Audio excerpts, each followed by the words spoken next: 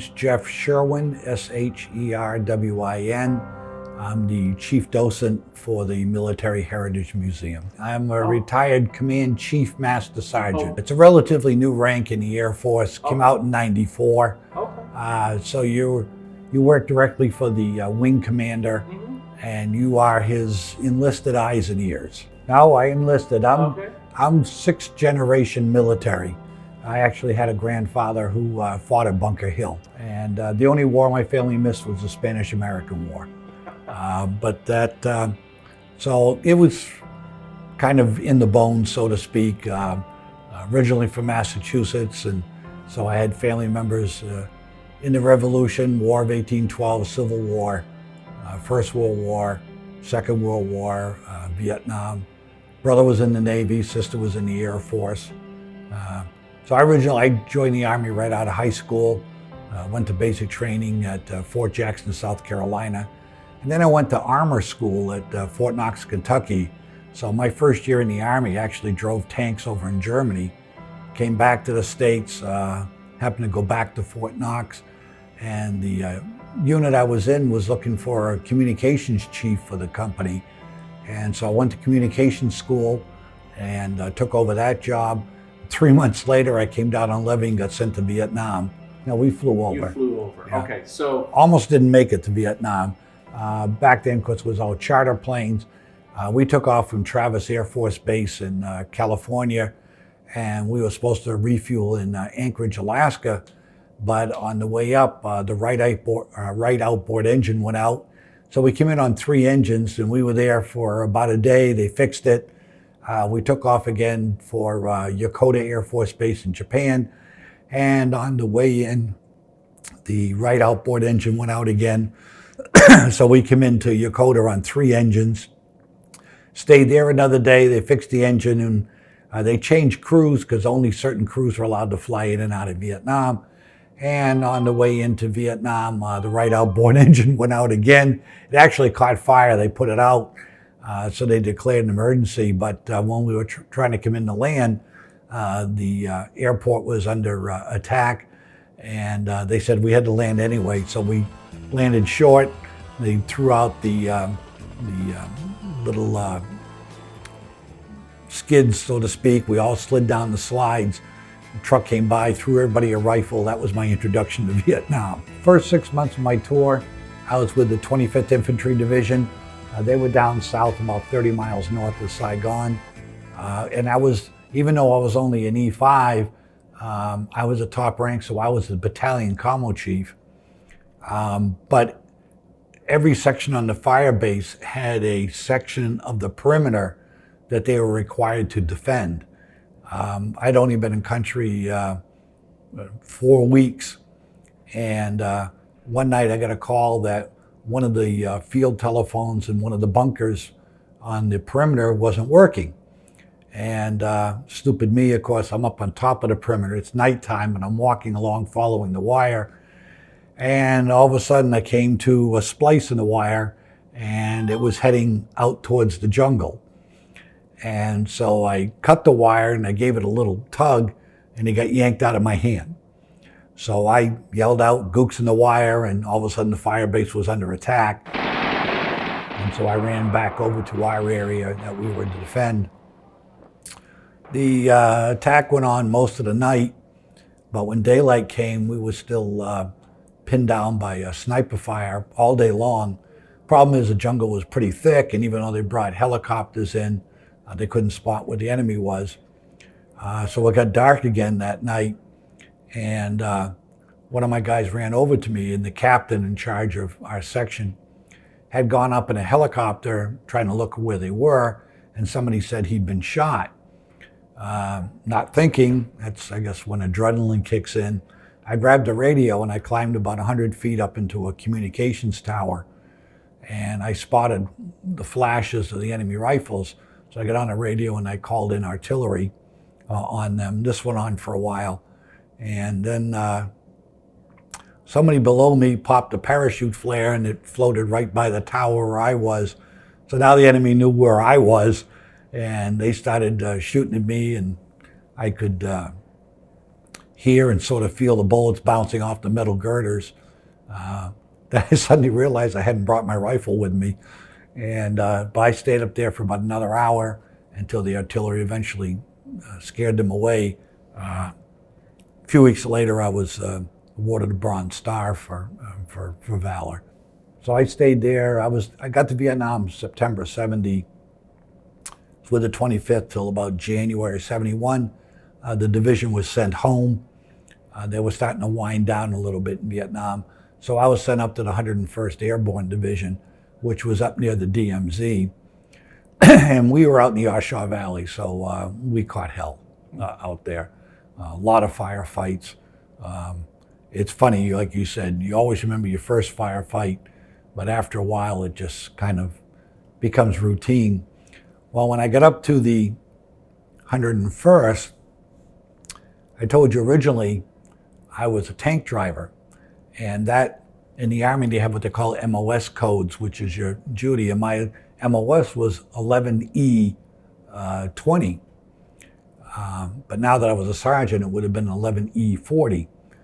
Well, when I get up to the 101st, they said, well, we don't have any openings for commo chiefs, so we're going to put you in your secondary MOS. They mistook my 11E for a B, which is infantry, and they made me an infantry squad leader. I tried to tell them I had no infantry training. They didn't believe me. They thought I was just trying to get out of work. So they made me a squad leader, and I was out in the jungle for about 3 months. When they realized the mistake, I said, oh, good. I said, you're getting me out of here, right? They said, no. We said, 3 months out there is enough on-job training. So they gave me a third MOS of 11B and left me out there. Although a few months later, we were very short lieutenants in our battalion. And if you talk to Frank, he was one of the lieutenants we lost. Well, our fire base was up on top of this hill. Down the bottom of the hill was a Vietnamese Ranger battalion, which they had American advisors with them. So I was sent down there in the lieutenant's position to be what they call their air support liaison. So my job was to get them helicopters and gunships and sometimes artillery support. But I flew out on a lot of missions with them. Interesting group of people. The Vietnamese battalion commander spoke perfect English. And so he and I got along quite well. But while I was with them, we were right down at the bottom of the hill, but we were right on the ocean. And on June 30th, we got hit with a typhoon and made a mess. We were flooded out, and we finally got it half cleared out. 4 days later, we got hit with another typhoon. And the bunker we were in, the roof had blown off and all the sheet metal had piled up in the doorways. So we had a hard time getting out of there. So it made for an interesting year. I got out at the end of my enlistment, kind of had my fill, and went back in 81, went in the Air Force Reserve, but in 1990, my squadron was called active duty for Desert Storm. I was with an aeromedical evacuation unit. Our job was to get the wounded out. And a lot of people don't know that when a soldier gets wounded, he's brought to a field hospital. But from that point, as far back in the system that they have to go, the Air Force takes them. So our job is to get the wounded out. And then we have people who live at that field hospital, and they set up every day the flights for the 130s that come in, because 130s can land on dirt runways. They'll take them back to a larger airport, say paved. They're put on then, say, a C-17 or a C-140, and then they were flown back to Landstuhl, Germany, for probably more surgery, and then flown back to the States. So my unit was activated in August of 1990, and then we went over in December, and we didn't come back till May of 91. During that time, we moved over 700 patients back to the States, so it was a very busy time. Well, I had a friend of mine who happened to be in the particular unit, because in the Air Force Reserve, you join a particular unit, not just the Air Force in general. And I had to communicate, I had the skills. They were looking for a squadron communications chief. And so I went up through the ranks there to E8, and then the wing commander was looking for a new command chief, and it's kind of funny because I went in and he didn't have sufficient number of applicants for the job, so the wing commander told all the squadron commanders, send me the name of your, he said, best person. And my squadron commander sent me over. So I interviewed with the general for 2 hours. I didn't think much had happened, but right at the very end, when I was getting ready to leave, he says, I got one more question for you. He says, what are your top 7 priorities? Oh boy, that's a heck of a question to give you off the top of your head. And so I just started naming things off. This was, this happened to be in May of 2001, 3 months before 9/11. And so I said, well, we're not at war, we got to train safely. And I'm just off the top of my head spitting out 7 things. He goes over his desk and he brings over his notebook, and inside the notebook, he had his 7 top priorities. We matched 6 out of 7. So he called me a couple days later, so I had the job. And my office was right next to his. And I said, 3 months later, 9/11 happened. And I was at Westover Air Base in Massachusetts. And everything going to and from the Gulf was going through Westover because it was the furthest base east in the United States. And so it was a refueling station. So I was on active duty for over 3 years. We brought a lot of people up on active duty. We sent a lot of units over to, Iraq and Afghanistan. In 2004, there was a command chief over at Baghdad Airport in the green zone that had to go home early, and I got a call asking if I would be willing to go over and fill in his last 5 months. And my wife said, you've been in 2 wars already. You go over there, you're coming home to an empty house. You've already stretched your luck out as far as it'll go. But I have, as I told you, I'm 6th generation. I have 2 daughters. They had no interest in the military, so I guess it stops to me. But my oldest daughter, though, I got somewhat involved in politics, and she worked for Vice President Gore. And she would set up his, and be in charge of his overseas travel. So she'd been to Israel and a few other countries. So I was very proud of her for doing that. As a matter of fact, in 2008, she actually ran the Democratic National Convention in Denver. She was only 27 years old at the time. So very, very proud of her. She now works for a nonprofit organization, and my younger daughter's a nurse and married a nurse, so I'm proud of both of them. Our main job here at the museum is to teach. I found that most kids only have 1 year of U.S. history in school, and they're lucky if they get past the Civil War. And I'll give you a perfect example. When we were at our old museum, a family came in one day, father, mother, and son. The son was probably about 12 or 13. And I was giving him a tour, and he said, excuse me, sir. He says, can I ask you a question? I said, well, certainly. And he says, I've seen a lot of movies about World War II. Does that mean there was a World War I? He was clueless. And the kids are clueless from 1865 to 1965. They're absolutely clueless. They know nothing of the Spanish-American War, World War I, and what they know about World War II is, only what they've seen in the movies. And of course, most movies are only about 60% accurate, and the rest are pure fiction.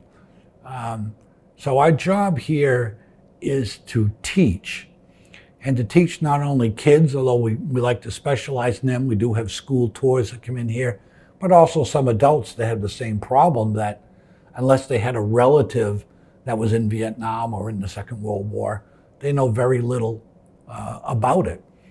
And so we try to give them an appreciation of why they live in freedom. I mean, since the revolution, more than 1 million Americans have given up their lives in our conflicts. so that those kids do have freedom. And we hope that when they leave here, they do have a little appreciation of what happened. And we found a lot of them then go out and check their ancestry. And we have a program here up in the library, a historian that works up there, where you can go in and find the military records of your ancestors and print them out. A lot of people want to get dad's medals or their grandfather's medals. Over here in the display case, we have a lot of Purple Hearts. I have my grandfather's Purple Heart from World War I. He was with the 26th Yankee Division. He was shot by a sniper in his kidney. They couldn't get the bullet out. He carried the bullet in his kidney till 1942, then died of lead poisoning from the bullet. But things like that make you appreciate your parents and your grandparents and all the way back. Just as I found out about, I said my grandfather fighting in Bunker Hill, and actually his son fought with him, which was another grandfather, and he also fought at the Battle of Bennington. And I had another one in the War of 1812, and many grandfathers and uncles that fought in the Civil War. But you think about the sacrifices. They left their families, not sure if they were ever going to come home. And they fought for what they thought was a cause, and that was that to keep us free. Because if it wasn't for them, we might have a Japanese or a swastika flying over our country. Well, there's an old saying, there's two old sayings. One is that you don't know where you're going unless you know where you've been. And the other one is those who fail to learn from the mistakes of history are doomed to repeat them. A lot of folks who served in Vietnam don't want to talk about it. We didn't exactly get welcomed home. I came in through Fort Lewis, Washington. They gave us new uniforms, and they put us on a bus to go out to the Seattle airport. And as soon as the bus cleared the front gate, there were the protesters holding up signs, baby killer, and threw eggs at the bus and everything else. And as soon as we got to the airport, everybody ran for the stores to buy civilian clothes. That was our welcome home from Vietnam. And a couple of buddies of mine threw a party when we get home, and most of them were college kids. Some girl came up to me and said, "You were the one who was in Vietnam?" I said, "Yes." "Oh," he said, "how many babies did you kill?" That was our welcome home. But somewhere between there and the Gulf War, we realized that as a society that we may disagree with the policy, but still support the troops who have to carry it out. Shortly after I came home from the Gulf, the small city I was living in, they said they're going to have a parade for, I think there were 10 people from the town that had served in the Gulf. And I go, yeah, right, and having flashbacks to coming home from Nam. So my wife talked me into doing it, and the parade started out, and when we got around the corner to the main drag, the sidewalks were 3 and 4 people deep. And I think I cried most of the way. Different homecoming. So I think as a society, we learn we can still honor the people that make the sacrifice and disagree with the policy while we're there. That's something huge. It really, really is.